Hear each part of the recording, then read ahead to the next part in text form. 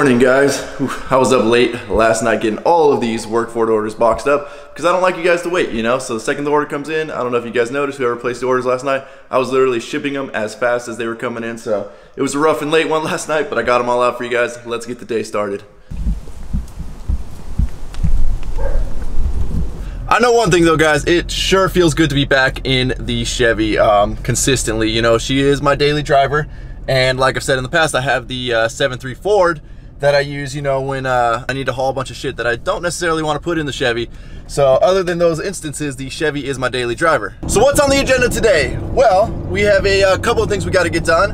One of which right now is to go check on a concrete pour, and I feel like it's going to be a pour like you haven't seen, but you've probably already seen the thumbnail and the title. So it might be a dead giveaway as to what makes this concrete pour a little bit strange.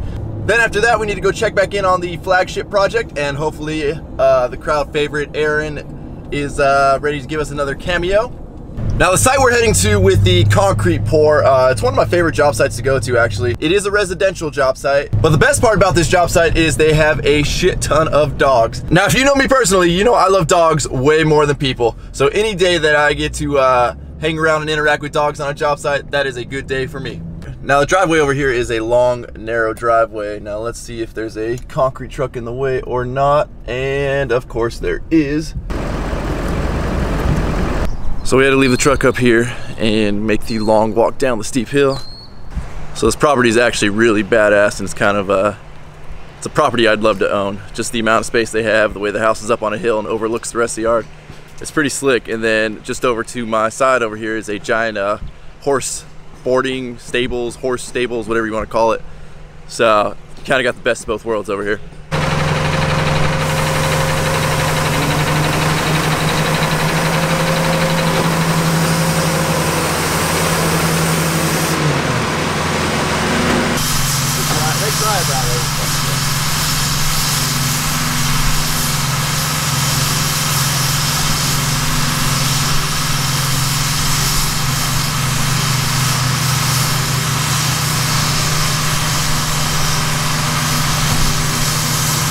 So if you're wondering why the concrete is green, well, it's simply a choice for the client.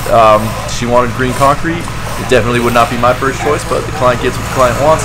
Now the crazy thing is about green concrete is that it's actually really, really expensive.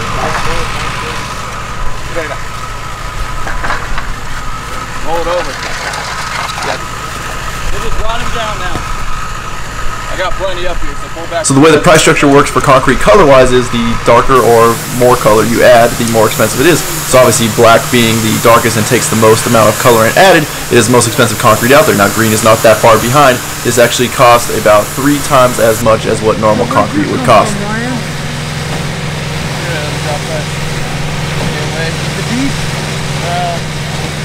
don't know, Johnny, it looks pretty good. Fine job again.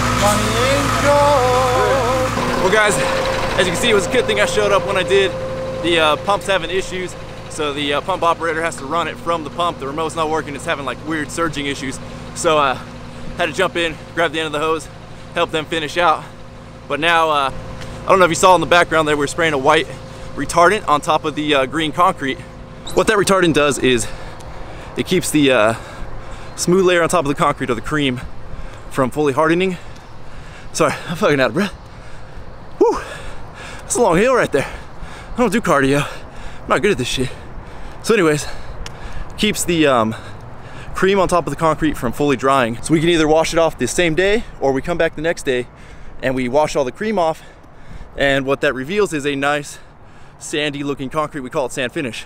Now that being said, we are low on the retardant because you have a certain window you need to spray this stuff in. So I need to run right now to the supply house and pick up some more. It is one of those SOS emergency kind of things because concrete does not wait for anybody.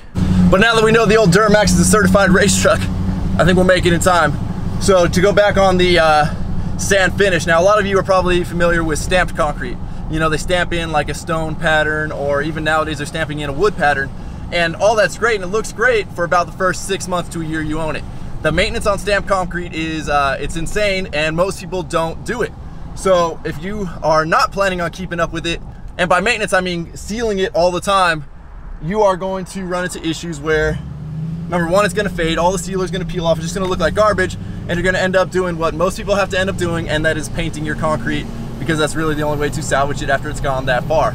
Now, painted concrete looks horrible unless you're doing like an epoxy garage. You don't want your backyard concrete to be painted. So sand finish is really the way to go. There's zero maintenance to it. It's the new in thing. All the modern houses we're doing now, we put it in. I have it at my house. It's just more of a beautiful finish, and like I said, the zero maintenance aspect of it. It feels good, it looks good, it's not slippery, great around pools. So it really is the new thing, and I will come back to this project after we are done and show you guys exactly what sand finish looks like. So we're here at my favorite supply house, Hub. They got all the concrete supplies and all that shit.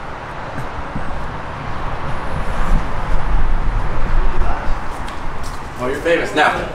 There you go. Angles, girls. What in the hell are you doing? What's up, Pablo? Yeah, he said he's got a couple more years to go. I can see you YouTube everywhere you go and everything. That's right. You're famous now. I love your hair. Thank you. All right, bye. See ya. My boy Pablo over here, always taking care of us. Oh, yeah, good shit, brother. All right. Appreciate it, man. See you, man. So if you've heard in my other videos, I like to do business with places that I can get to know the employees, I can get to know the owners and all that. This is obviously one of those places. Been coming here for years. As you can see, you know, as soon as I pulled up, they're already running out to the truck, loading it up for me. I didn't even pay. They said, you know what, I know you're in a hurry, come back and pay when you got time. So that's fucking awesome. I love this place. So if you guys are in the market for a good supply house, I 110% recommend Hub. I know they are all over the state and maybe other states, I don't even know. They also fully support military. I'm pretty sure they're veteran owned, so gotta love it. Well, we made it back in record time. I think that was literally less than 10 minutes, but I know to the guys on site that feels like an hour. The concrete truck just pulled out, so that means we get to pull down even though the pump is not done being cleaned, but I do not want to walk 10 gallons of this shit all the way down this hill. So what this stuff is this is a top cast surface retarder. There's obviously different brands of it. This stuff is not cheap, but it comes in different grades. This is number 3. That ties into the amount of aggregate you're gonna see. What's up, buddy? What's up, buddy? So back when we started this project, right behind me here was just a sloped hill. The house is up above, obviously. So it just sloped down, and we came in and excavated the hill, put in obviously the footings for the walls. There's been a few changes, so you'll see some weird random cold joints in the wall, but it was going to be wall over here to support this giant pool, and then there was going to be a little hillside steps up, whatever. They changed it. They wanted to wall the entire thing off, so we put in the footings, built the walls, and I'm pretty sure I have some old video of me when I was doing the excavating here, so I'll cut to that right now.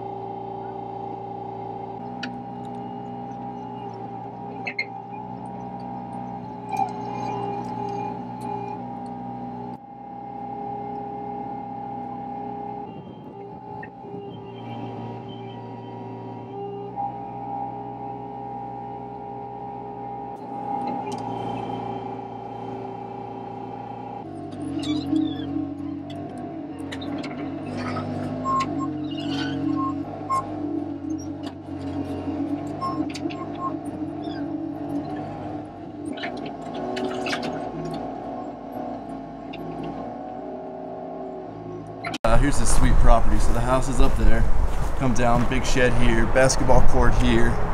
You got batting cages over there, chicken coop over there.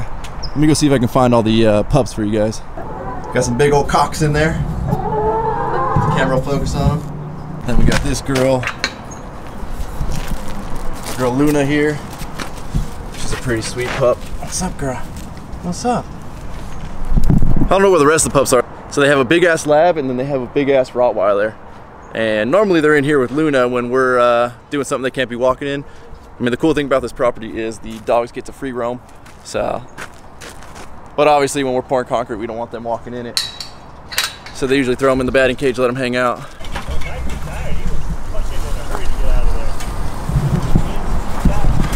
So as you guys can see, Abel back there is spraying all the retardant onto the concrete. And like I said, depending on the day, if it's super hot, sometimes you can wash it off at the end of the day if you have time. If not, we usually come back the next day, hit it with the pressure washer, everything comes off beautifully.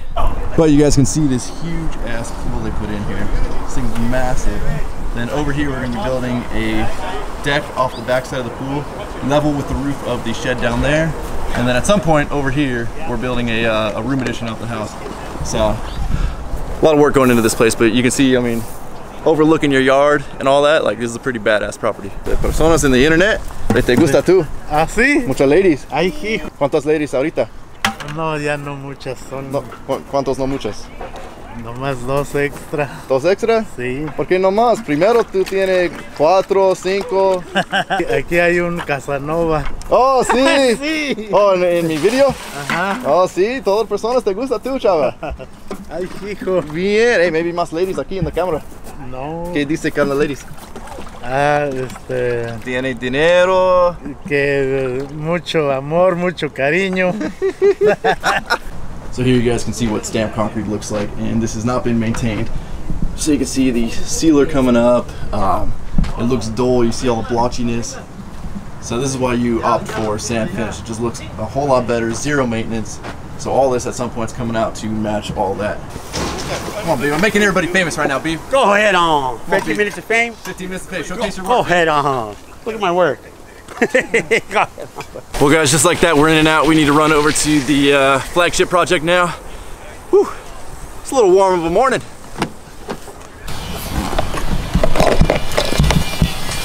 So we're back here on the flagship project with Aaron, of course, everybody's favorite. Say hi to everybody, Aaron. Hey, what's up? So Aaron, give us a little rundown. As you guys can see, it's been a lot of progress since the last time you guys have been here. These walls here are done. That wall over there, I think we're going another 6-foot lift. These are done. The towers go up another height. So what we're doing now is we're tying the rebar for the inspector. We use these little zip ties. I'll show you how this works. Pretty cool. I know they don't have this in Kentucky, Mr. Kentucky. Put that in like that. There you go, that's what we do. But we're getting this thing ready for inspection right now. So we got a lot of tying to do. But other than that, as you can see, this thing's almost done. So as you guys can see, we finally got the scaffold down on the first building over here. Looks a lot better now that you can actually see it with the scaffold gone. I need to get some more quadcopter shots of this place. So maybe in the next video when we come to grout all these walls, I'll get some quadcopter shots. I've been along the entire process of building this, from breaking ground to, you know, obviously pretty much weekly. I've been coming over, getting some quadcopter footage or drone footage. I'm gonna throw together an entire compilation from ground up of this entire building getting built so I can share it with you guys, and mainly so I can share it with the owners of the property. You know, I love to film, I love to work, and to be able to combine both of my passions, it's something really cool, and I think it's something unique I get to offer the clients as well. So everybody, Aaron's stressing out a little bit today. He's rushing to get all the steel tied for the inspection. So before I get out of here, guys, with Aaron, I think we should read him some of your comments. That way it'll cheer him up a little bit. Yeah. All right, so I'm pulling up my last YouTube video with Aaron. I'm gonna go through some of the comments here. Oh boy. So Armando says he's ready for an Aaron video from TJ. Oh, yeah. I'm gonna say, whew, I gotta get done with this shop. So we're looking at 2 more weeks. And no, I'm not Somalian. Yeah, you should keep having segments with Aaron. He's funny as fuck. What? No reaction?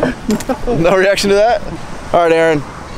Jared wants to know, how many 12s can you lay in a day? And what's your most? And if you don't lay that many 12s, how many 8s? Okay, so it depends. You know, our vertical stills are usually every 16 and 8. But if it was a straight, like you can see right now, you can see I'm probably only going to get 200 block in because of the corners, the lintels. But if the wall was straight, let's say 100 foot long, 6 foot high, I'm probably going to get 500 block in a day. You can verify that with my boss. So it all depends on the situation. It's pretty much what it is. So it's true, Aaron is definitely he's a production mason. He definitely puts down a ton of block, and this is the dude, it's a moneymaker right here. This is the guy you want on your crew. Yeah, my checks look good. Marco got upset last time. Well, let me tell you why I got upset.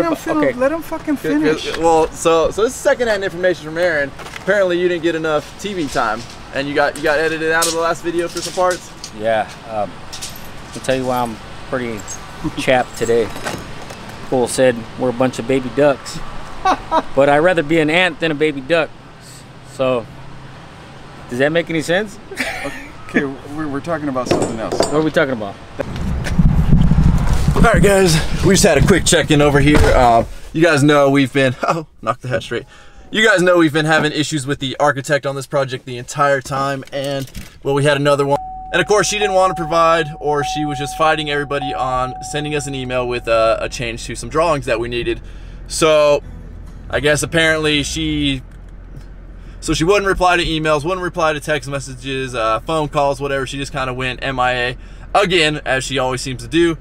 But we finally ended up finding what we needed, so we are good to go. Like I said, I just came over here to check in real quick. I got my guys coming in tomorrow to mark out where all of the steel templates are going, where the bolts are going to come out to attach all the steel and all the framing. But I've just been informed that our pressure washer is dead, and of course, like you guys saw earlier, we needed to pressure wash all of the surface retardant off the concrete tomorrow morning. So I need to head to Home Depot, pick up a pressure washer, and drop it off, because like I said, I got to be here for the layout on this job in the morning, and I don't want my guys waiting and not having a pressure washer. They need it first thing, so I'm gonna make sure I get it dropped off to them before the end of the day today. And for those of you wondering, yes, this is really the life. I mean, you are constantly driving around, especially if you have multiple job sites going on. You're driving around, dropping off shit, keeping guys going, picking up material. You don't ever want anybody standing around on a job site. All right, we made it to Home Depot. Luckily, all that's running around today, at least it's been, everything's been within 3 miles. Both job sites are within 3 miles of each other, so is the Home Depot, so it all ends up working out. So I don't care where it is or what store it is, I always get the cart with a bum wheel. I don't know why, and it never shows up until I get far enough away to where it's not worth grabbing another cart.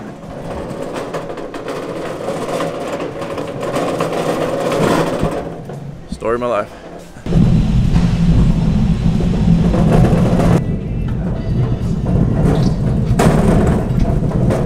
So apparently Ryobi has cornered the pressure washer market at Home Depot, which sucks because I've never owned a Ryobi tool because they are fucking garbage, and I've told myself I would never buy a Ryobi tool. So it can only be so bad. I mean, those Honda engines are pretty reliable, but pumps go out, all that shit, so I guess we'll see how long the old Ryobi lasts. Well guys, I just couldn't do it. I couldn't stoop that low as to buying a Ryobi tool, so I'm gonna head on over to Lowe's, see what they got, and hopefully we can get some quality equipment, you know. There's my old buddy Dave once told me a long time ago, always buy the most expensive tool you can afford. And I mean, it really is a true statement. You know, you really do get what you pay for, especially with tools. Now, if you're, you know, if you're doing something that you're gonna only be doing once ever, then at that point, if you got to get a cheaper tool, then go for it. But if this is what you do for a living and you need something that's gonna last, spend the extra money, because it really does end up paying off in the end. So one thing I've noticed, and I know it is definitely true for me and all of the contractors I know, we are definitely brand loyal when it comes to whether you are Team Home Depot or you are Team Lowe's. I am definitely more Home Depot. Lowe's has always felt weird to me. It doesn't feel contractor grade. Not that Home Depot necessarily does, as opposed to like a real supply house. But something about Lowe's just really screams like handyman special, like homeowner renovation kind of thing.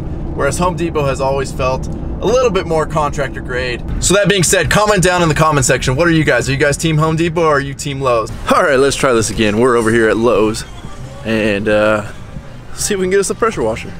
Oh, this thing is cute. Why even put wheels on it? I don't know what you're gonna do with that. I guess Barbie's dream home needs a pressure washer. But at least we got some real brands here. No Ryobi. I think I'm gonna go with the old Husky, the old Husqvarna here. I've had a lot of good luck with Husqvarna tools, so I think this one's gonna be our ticket.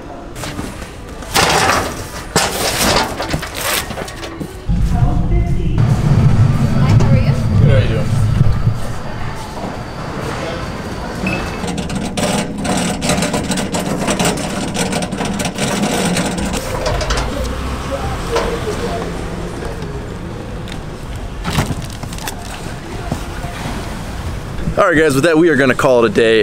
We got to go throw this thing together, get it dropped off on the job site.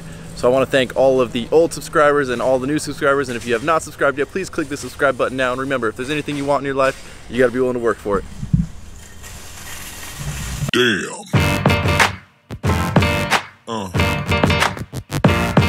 Yeah.